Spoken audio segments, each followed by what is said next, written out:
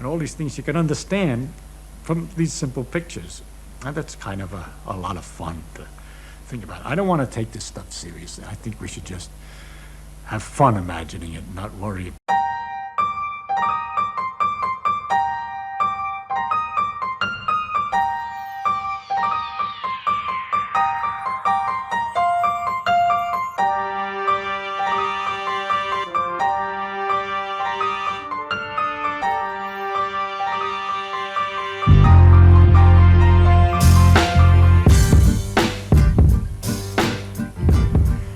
Nothing's really as it seems. We used to get, hot and cold, and all that hot and cold is the speeds that the atoms are jiggling. If they jiggle more, it corresponds to hotter, and colder is jiggling less. So if you have a bunch of atoms, a cup of coffee or something sitting on a table, and the atoms are jiggling a great deal in the coffee, and they bounce against the cup, and the cup then gets shaking, and the atoms in the cup shake, and they bounce against the saucer, and the heat heats the cup and heats everything else. And hot thing spreads its heat into other things by mere contact, because the atoms that are jiggling a lot in the hot thing shake the ones that are jiggling only a little bit in the cold thing, so that the hot heat, we say, goes into the cold thing. It spreads. But what's spreading is just jiggling and irregular motions, which is easy to kind of understand. It brings up another thing that's kind of curious. That I say the things jiggle, and if you're used to balls bouncing, you know they slow up and stop after a while. But we have to imagine with the atoms a perfect elasticity. They never lose any energy. Every time they bounce, they keep on bouncing all the time. They don't lose anything. They're perpetually moving. And that the things that happen when we say something loses energy, if a ball comes down and bounces, it shakes irregularly some of the atoms in the floor.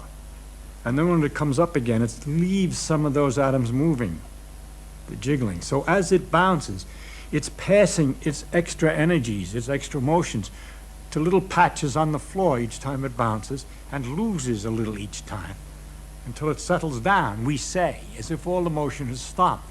But what's left is the floor is shaking more than it was before, and the atoms in the ball are shaking more than they were before. That the organized motion of all these atoms moving the same way, falling down, and the quiet floor is now transformed into a ball sitting on the ground. But all that motion is still there in a form, or the energy of motion, in the form of the jiggling of the floor, which is a little bit warmer. Unbelievable.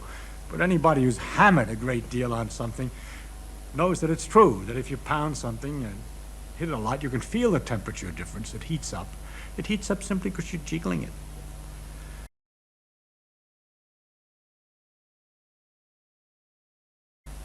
This picture of atoms is a beautiful one, that you can keep looking at all kinds of things this way. You see a little drop of water, a tiny drop, and the atoms attract each other. They like to be next to each other. They want as many partners as they can get.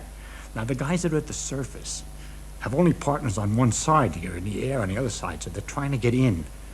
And you can imagine this team of people, these teeming people, all moving very fast, all trying to have as many partners as possible. And the guys at the edge are very unhappy and nervous, and they keep pounding in, trying to get in, and that makes it a tight ball instead of a flat.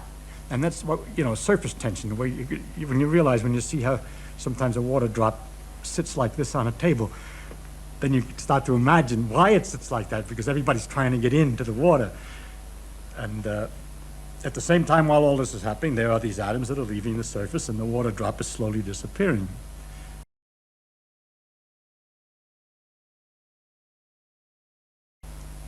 I find myself trying to imagine all kinds of things all the time, and I get a kick out of it, just like a runner gets a kick out of sweating.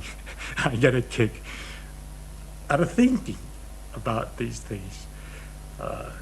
I can't stop. I mean, I could talk forever. If you cooled off the water so the jiggling is less and less, and it jiggles slower and slower, then the atoms get stuck in place. They like to be with their friend. There's a force of attraction, and they get packed together. They're not rolling over each other. They're in a nice pattern, like oranges in a crate, in a nice organized pattern, all just jiggling in place, but not having enough motion to to get loose of their own place and to break the structure down.